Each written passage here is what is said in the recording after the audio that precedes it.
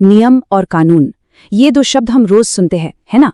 पर इनके बीच की असली लकीर कहाँ खींचती है? चलिए एक लीगल एक्सपर्ट के नजरिए से इसे समझते हैं, वो भी बिना किसी बोरिंग लेक्चर के।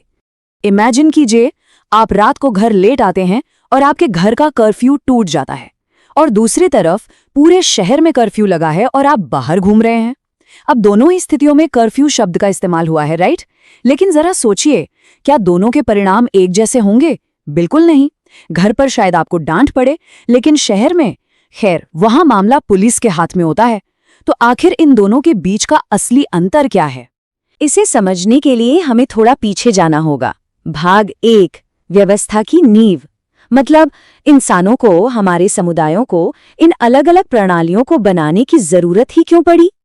देखिए, इसके पीछे का सीधा सा लॉजिक है सार्वजनिक सुरक्षा बनाम आंतरिक व्यवस्था। जब बात पूरे समाज को सुरक्षित रखने की आती है तो बड़े और सख्त कानूनों की जरूरत पड़ती है। ये पूरे समाज की रक्षा का कवच है। लेकिन जब किसी घर, स्कूल या ऑफिस को सही से चलाना हो तो वहां कुछ अंदरूनी नियमों से काम चल जाता है।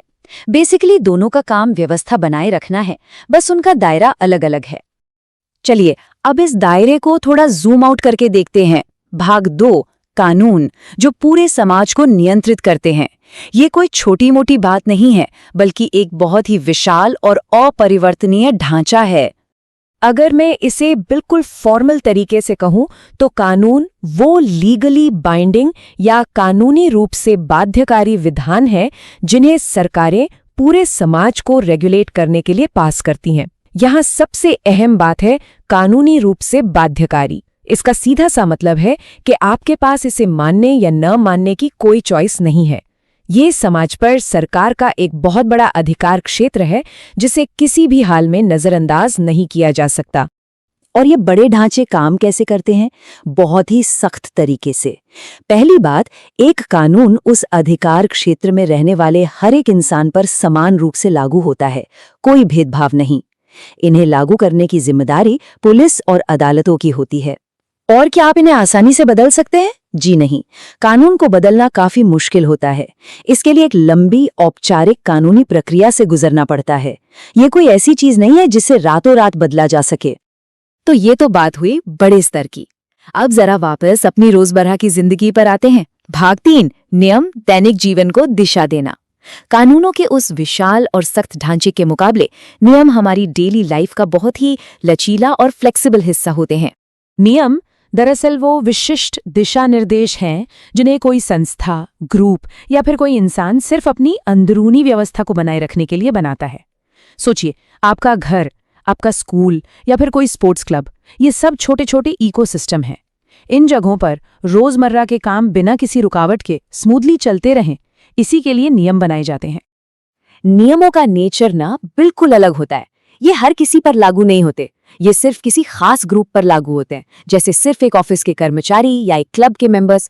इन्हें लागू करने वाले भी कोई पुलिस वाले नहीं होते, बल्कि आपके माता पिता, टीचर्स या मैनेजर्स होते हैं। और सबसे अच्छी बात, ये बहुत फ्लेक्सिबल होते हैं। एक आसान घरेलू उदाहरण ले, अगर आपके माता पिता चाहें तो वे आपका टीवी देखने का टाइम या वीडियो गेम खेलने वाला नियम तुरंत बदल सकते हैं। कानून की तुलना में इन्हें आसानी से संशोधित किया जा सकता है। अगर आप किसी मैनेजर या प्रिंसिपल के नजरिए से सोचें तो उनका माइंडसेट क्या होता है? उनका मानना है कि ये दिशा निर्देश पूरी तरह से व्यक्ति और संगठन की भलाई के लिए स्थापित किए गए हैं। और सच कहूं तो यही वजह है कि आंतरिक नियम मौजूद हैं। ये आपको डराने या परेशान करने के लिए नहीं है, बल्कि आपसी समन्वय और आसपास के माहौल को बेहतर बनाने के लिए होते हैं। अब आते हैं उस हिस्से पर जो शायद सबसे ज्यादा क्रिटिकल है। भाग 4, दंड और परिणामों की तुलना। मतलब अगर आप इन दोनों में से किसी भी सिस्टम को तोड़ते हैं तो वास्तव में उसके परिणाम क्या होते हैं? चलिए इसे एक झटके में क्लियर करते हैं। दोनों के बीच का अंतर एकदम साफ है। कानून तोड़ने पर आपको पुलिस या अदालत का सामना करना पड़ता है और इसके दंड बहुत भारी हो सकते हैं, जैसे कि भारी जुर्माना भरना या फिर सीधे जेल की हवा खाना। वहीं दूसरी ओर नियम तोड़ने पर आपको पेरेंट्स या मैनेजर्स का सामना करना पड़ता है। वहां आपको सामाजिक या प्रशासनिक दंड मिलते हैं, जैसे घर से बाहर जाने पर रोक यानी ग्राउंडेड हो जाना या स्कूल से सस्पेंड हो जाना। मानते हैं कि सस्पेंड होना भी काफी बुरा है, लेकिन जेल जाने जितना भयानक तो बिल्कुल नहीं है, है ना? अब इन सब चीजों को समझने के बाद अब सवाल आता है कि हम इसका व्यवहारिक इस्तेमाल कैसे करें। भाग 5 अनुपालन को समझने के चरण। एक अवेयर और जिम्मेदार नागरिक के तौर पर आपको अपनी नागरिक सीमाएं पता होनी चाहिए और ये छोटा सा फ्रेमवर्क इसमें आपकी बहुत मदद करेगा।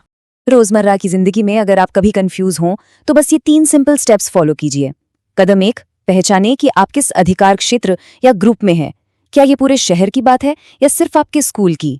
कदम 2, देखिए कि वहां इसे लागू कौन कर रहा है, कोई ट्रैफिक पुलिस वाला है या घर के बड़े। और कदम 3, सोचिए कि अगर आपने कुछ गलत किया तो उसकी सजा क्या होगी। इन 3 आसान स्टेप्स से आप चुटकियों में समझ जाएंगे कि आप किसी फ्लेक्सिबल नियम से डील कर रहे हैं या किसी सख्त कानून से। अगर मैं आज के इस पूरे एक्सप्लेनर को समराइज करूं तो बात यहां आकर ठहरती है। कानून सार्वजनिक सुरक्षा सुनिश्चित करते हैं और नियम संगठनात्मक भलाई बनाए रखते हैं, लेकिन सबसे जरूरी बात, हमें दोनों का ही पालन करना होता है। एक स्वस्थ समाज बनाने और अपनी नागरिक जिम्मेदारी निभाने का यही सबसे सही तरीका है।